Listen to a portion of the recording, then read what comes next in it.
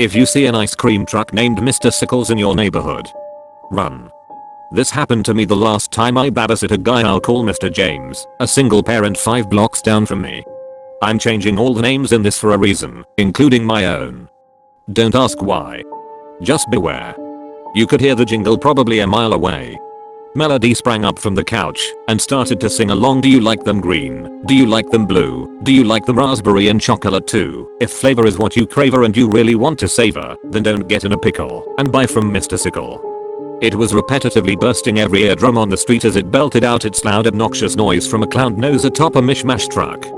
I can only describe it that way because of how peculiar it looked. It was painted a rainbow of different colors ranging from brown to turquoise, to dry cherry and blind yellow. Like whoever had done the job simply wanted to slap on something and be done with it. There was only the nose to be seen on the roof, the rest of the clown apparatus torn away somehow likely from a recent storm, and the windows in front of the van were completely darkened to keep anyone from peering inside. As it stopped on the block of 13 and Nonton, the brakes made a lurching noise like a cat was being put to death, and the entire thing shook back and forth. As soon as it stopped, so did the music, and then the side window, where the salesman was supposed to be, slowly rolled up to reveal an equally black drive-by window with a few words scrawled hastily in bright orange marker asterisk, Mr. Sickles makes any flavor and he always picks your favorite. I couldn't tell what was in between the 2 exclamation marks, but it looked like an asterisk in fine print. Like something you might see after a copyright. Below that was a list of prices. $1 for a cone, $3 for a triple sundae. But some didn't make much sense. $73? Was the ice cream made of gold or something? Nat, can we get some, can we? Melody asked. Her parents hadn't said anything about no ice cream, and I did have a little change in my pocket. I debated it for a second or two, and I knew that my options were either to hear her whine about not getting a frozen treat, or to let her eat and have her parents gripe at me later. If you have ever babysat a hyper 4-year-old, you know what choice I made. I stood there only a few feet away from the window, waiting for whoever ran this jalopy to peer out. It seemed like it took a rather long time. Then finally a voice barked from within. You want your flavor, girl? It asked. I couldn't tell you if it was man or woman, to be honest. I'll take strawberry for the kid, I said, taking $1 out of my pocket. That's not how it works. We choose the flavor, you eat it, the voice responded. That's stupid, I admitted. But I also felt a little unsure about myself. Why was I arguing with the vendor? How did I even know what this thing sold was even edible at all? She likes strawberry. I told the voice. You shouldn't buy for anyone except yourself. Whatever, I sneered. Lay your money on the counter and turn away, it responded.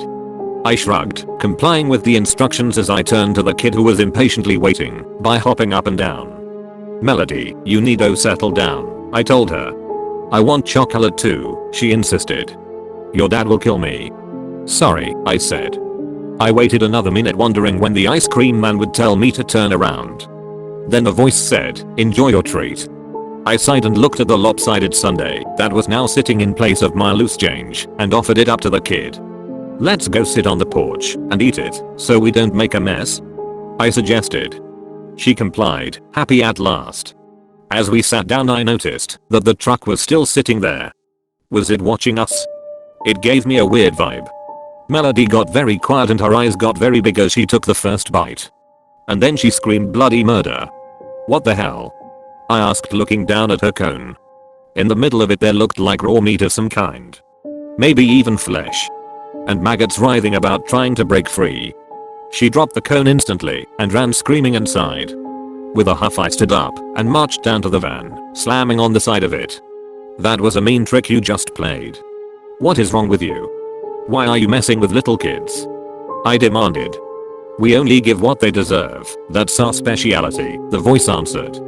Yeah? Well, I deserve to get my $1 back since you swindled us. I demanded. Sorry, no refunds. Listen, bud. Either you give me the $1 or I'm calling the cops and reporting you for being a peeping Tom, I said. There was a pause and I huffed in triumph. A moment later the voice said, maybe you should ask Melody if she wants a refund? I opened my mouth to make another smart remark when I felt a tug at my pant legs. Then I turned to see Melody standing there, covered in ice cream. To my surprise she had returned and ate the entire thing, maggots and all. I want another one, Nat. I got down on one knee and wiped her mouth, confused by her behavior. "Honey, that ice cream was nasty," I chided her. "No, it wasn't. I liked it, and I want more. I need more," Melody shrieked. I heard a giggle from the ice cream truck and turned to confront the vendor. "So that's your scam?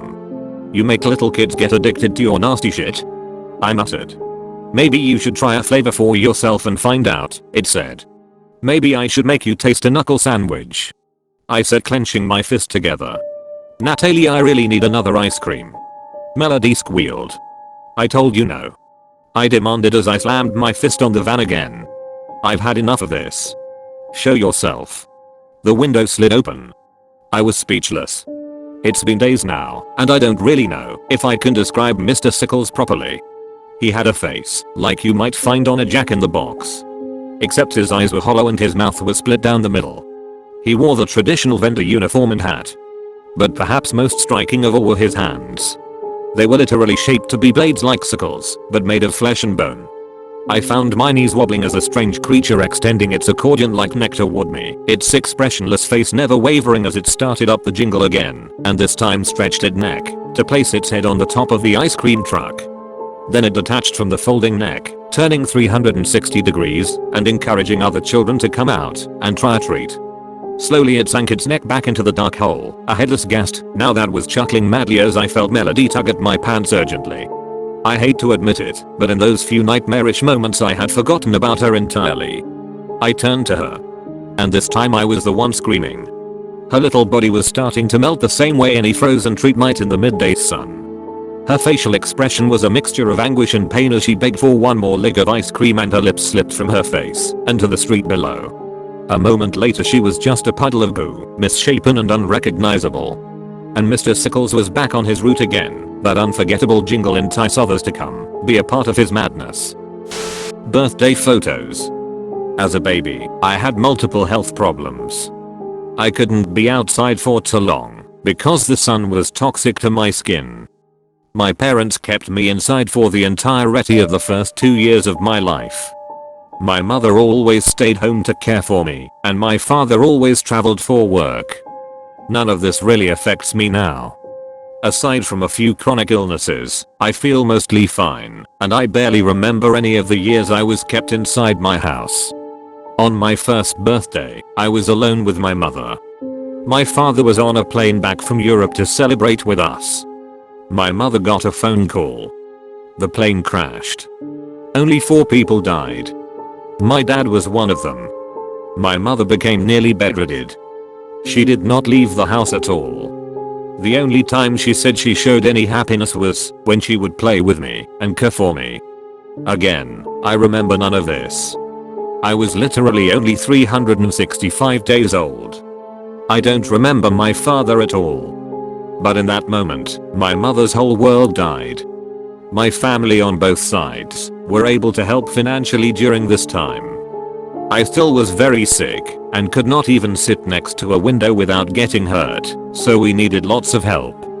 Somehow, we made it through this time, and the day after my second birthday, my mother searched for job interviews in the area. It was the first grown person she's interacted with since her husband died a year prior.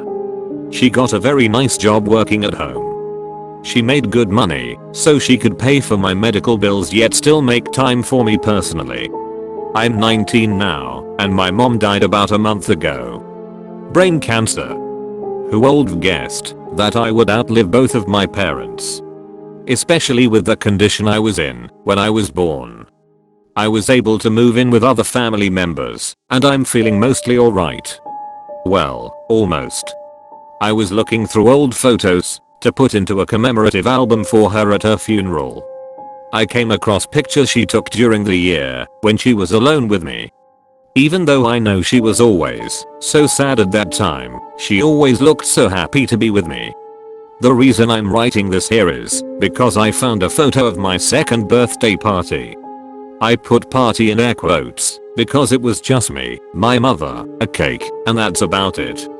The picture showed me and my mother sitting at one end of the table. There was a cake with 2 candles sticking out of it on my plate. I sat in my high chair with a semi-confused expression while my mother hugged me tightly. There was another person in the picture. He was holding the camera back at himself and taking the picture like a selfie. He had captured the whole image. The only problem was that he had died a year before. My dead dad was taking a picture of my mother and I on my second birthday.